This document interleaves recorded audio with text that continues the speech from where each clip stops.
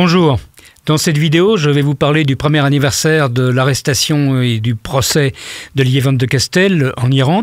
Je vais vous parler de la diplomatie des otages qui est menée par Téhéran et vous expliquer en quoi l'Iran est un État terroriste et pourquoi il faut y répondre non pas par le compromis et la compromission, mais par la fermeté.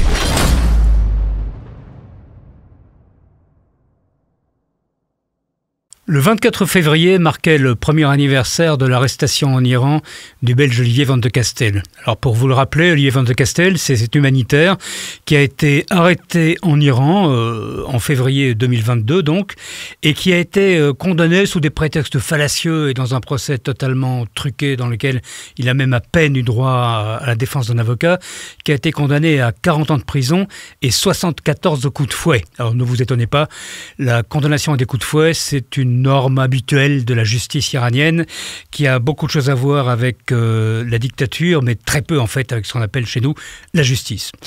Olivier Van de Castell n'est pas le seul ressortissant belge ou personne ayant un rapport avec la Belgique qui soit détenu en Iran, puisqu'il y a également le docteur Djalali. Le docteur Djalali, il n'est pas belge.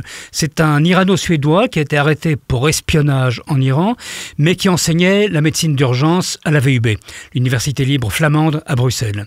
Et Djalali, lui, a encore eu moins de chance, si l'on peut dire, que Van de Castell, puisque Djalali a été condamné à mort et depuis des mois maintenant, les Iraniens jouent un jeu sinistre en le sortant de sa prison pour l'amener dans une cellule de pré-exécution, puis en le ramenant dans sa prison, tout ça pour faire monter la tension, pour faire monter la pression sur l'Occident. Van de Castell et Djalali ne sont pas les seuls ressortissants occidentaux ou double nationaux qui sont détenus en Iran. On en compte une vingtaine, dont le français Benjamin Brière, par exemple, qui a été arrêté pour espionnage et condamné à 8 ans de prison pour espionnage parce qu'il avait eu la bête idée de faire voler un drone pour prendre des photos au-dessus d'une réserve naturelle. Ah, quelle idée quand même de se livrer ce genre de loisirs en Iran. Il y a aussi la chercheuse franco-iranienne Fareda Adelka qui a été condamnée à plusieurs années de prison à nouveau pour espionnage ou pour atteinte à la sûreté de l'État et qui vient d'être libérée et placée en résidence secondaire il y a quelques jours. Il y a la syndicaliste Cécile Coller et son mari, son compagnon Jacques Paris, qui ont été interpellés alors qu'ils venaient prendre contact avec des syndicalistes enseignants iraniens. Tous ces gens donc toujours accusés fallacieusement d'atteinte à la sûreté de l'État, d'espionnage, et tous ces gens étant partie prenante de ce qu'on a appelé au sujet de l'Iran la diplomatie des otages. Alors bien sûr, la question que vous allez vous poser, c'est que posent beaucoup d'honnêtes lecteurs de journaux, c'est pourquoi cette diplomatie des otages? Mais ça tient à plusieurs raisons. D'abord, il y a la nature profonde du régime iranien. L'État iranien, on n'en dira jamais assez, je pense, est un État terroriste dans sa nature profonde. C'est un État qui, depuis son avènement en 1979, il y a plus de 40 ans, mène des opérations ou a mené des opérations terroristes dans des dizaines de pays à l'étranger. On se rappellera des attentats contre les troupes françaises et américaines à Beyrouth, qui avaient fait 200 morts américains et une soixantaine de morts français. Des attentats contre les ambassades américaines à Beyrouth. Des attentats contre la mutuelle juive Amia à Buenos Aires, en Argentine.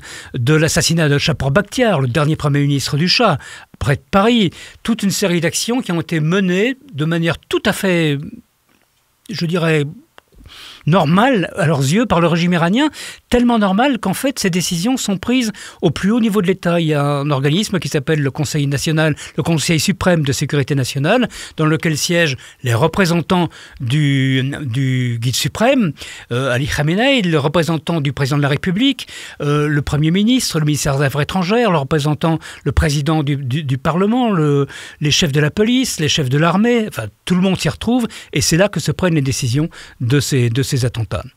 En matière de prise d'otages, même chose, la prise d'otages étant une forme de terrorisme. Rappelez-vous l'acte de baptême en quelque sorte de la révolution iranienne, c'est quand même la prise d'otages de l'ambassade américaine qui avait duré plus de 400 jours et pendant les 400 jours pendant lesquels une soixantaine d'otages américains avaient été retenus.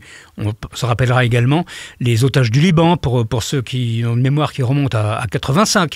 C'est cette vingtaine de ressortissants français, allemands, anglais, italiens et américains qui ont été retenus, certains une dizaine d'années, la plupart entre 4 et 5 ans, dans des caves sordides à Beyrouth par le Hezbollah ou par d'autres organisations qui étaient liées directement à l'Iran et qui agissaient sur les ordres de l'Iran. Donc la prise d'otage, clairement, c'est un un classique de l'Iran. Alors pourquoi aujourd'hui cette diplomatie des otages? Il y a 3 raisons fondamentales.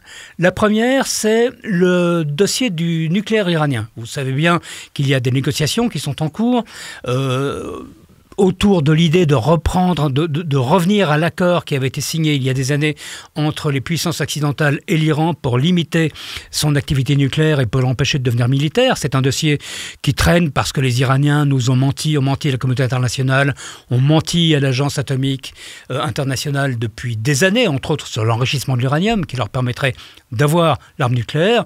Eh bien, ces négociations sont importantes, elles traînent à cause de l'Iran et l'Iran veut débloquer la situation en faisant pression sur l'Occident, d'où les prises d'otages.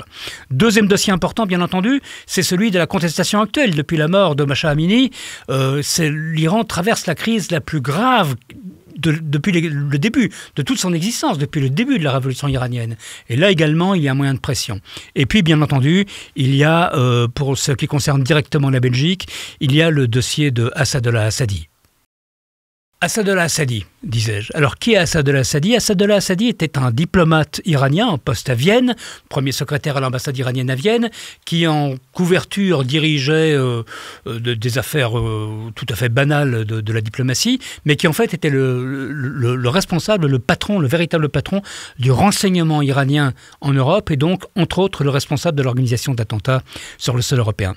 Et Assadi a été arrêté en 2018, au début de l'été 2018, en Allemagne, après avoir coordonné et dirigé en fait une tentative d'attentat qui a été préparée à Bruxelles, mais qui visait l'opposition iranienne, les Moudjahidines du peuple en l'occurrence, près de Paris. Il y a eu 3 arrestations en Belgique, puis celle d'Assadi en Allemagne. C'est un dossier que je connais assez bien, parce que même très bien, je peux dire, parce que j'ai été expert des parties civiles dans le procès d'Assadi, procès au terme duquel il a été condamné à 20 ans de prison. Et pour les Iraniens, c'est une affaire terrible parce que c'est la première fois qu'on a réellement dans le box des accusés, un diplomate iranien, un officiel iranien, un membre des services de renseignement iranien qu'on prenait, comme disaient les anglo-saxons, avec le smoking gun, avec le pistolet fumant dans la main. Il y avait déjà eu des mises en cause de l'Iran, il y a eu des mandats d'arrêt qui ont été lancés depuis des années, entre autres par les Allemands, pour des attentats à Berlin, contre par exemple le ministre des Affaires de renseignement iranien, mais c'est la première fois qu'on avait dans le box des accusés un vrai diplomate espion iranien en chair et en os. Assadi donc condamné à 20 ans de prison, terrible gifle pour le régime iranien qui est très attentif à l'image qu'il donne, et le régime iranien veut obtenir la libération d'Assadi.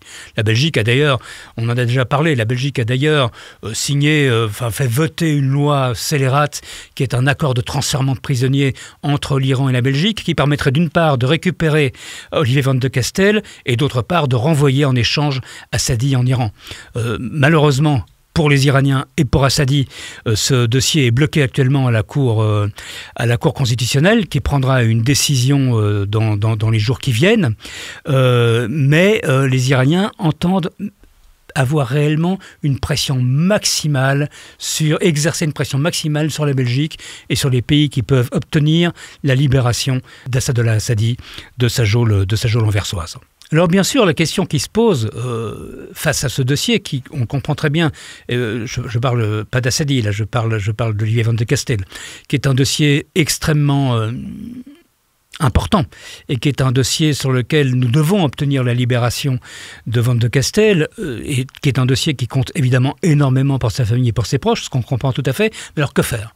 Il y a 2 voies qui s'offrent à nous. Soit celle de la compromission, c'est celle que jusqu'à présent la Belgique a choisie. Cet accord scélérat dont je parlais, renvoyer un terroriste condamné pour obtenir la libération d'un citoyen belge innocent. Et puis, il y a une voie de la fermeté. Et là, l'Allemagne vient de donner un exemple qui est intéressant. Il y a quelques jours, les autorités, un tribunal félon iranien a condamné à mort pour terrorisme un ressortissant germano-iranien. Eh bien, le lendemain, la réponse s'est pas faite attendre. Le lendemain, l'Allemagne expulsait 2 diplomates iraniens. C'est un langage de fermeté dont la Belgique pourrait certainement s'inspirer, parce que c'est un langage que tout le monde comprend et que les Iraniens comprennent. En fait, c'est, je pense, la seule possibilité que nous ayons, la fermeté. Céder à un maître chanteur n'est jamais une bonne idée. N'importe quel aficionado des séries policières télévisées le sait très bien. Quand on cède à un maître chanteur, on ne fait que l'encourager à continuer, à recommencer, à continuer, ce qui veut dire que peut-être qu'on obtiendra probablement la libération de Van de Castell en rendant Assadi à l'Iran, mais surtout on se met dans la position dans laquelle, dans l'avenir, dès qu'il y aura un contentieux entre la Belgique et l'Iran, eh bien l'Iran arrêtera un double national ou un Belge qui est à portée de sa main, le mettra en prison, le condamnera à 4 ans de prison et dira maintenant on va négocier. Est-ce que c'est acceptable? Évidemment, ça n'est pas acceptable. Donc non seulement l'Iran continuera à pratiquer le terrorisme et le chantage si nous cédons à ces pressions, mais en plus nous mettrons en danger pour l'avenir les citoyens belges et d'autres citoyens européens qui seront pris en otage à leur tour par le pouvoir des mollahs. Alors que faire? La réponse est simple, elle est montrée par l'Allemagne, mais il faut aller plus loin, c'est la fermeté. La fermeté, c'est quoi aujourd'hui? La fermeté, c'est par exemple exiger la fermeture des ambassades iraniennes en Europe ou au moins une réduction drastique du personnel et des effectifs de ces ambassades. Pourquoi?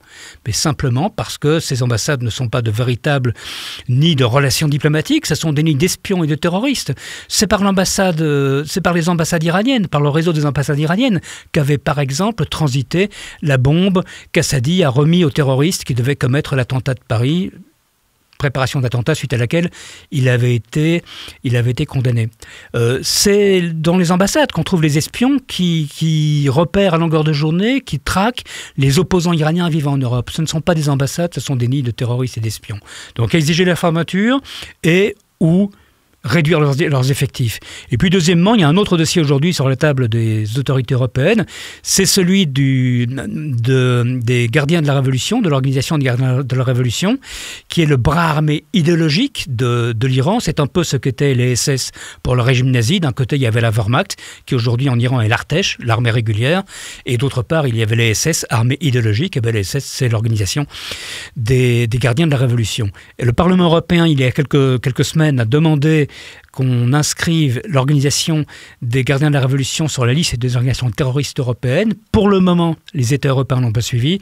Je pense qu'il est temps de passer cette étape parce qu'en définitive, et l'histoire nous l'a largement prouvé, les dictatures en général et l'Iran en particulier ne connaissent qu'un langage, celui de la fermeté. Merci d'avoir regardé cette vidéo. Merci de lâcher un pouce bleu pour liker cette vidéo. Abonnez-vous à la chaîne, activez la clochette pour être notifié des prochaines vidéos. Laissez-nous vos commentaires, nous adorons ça, surtout quand ils sont courtois et quand ils sont cool. Et bien entendu, partagez cette vidéo.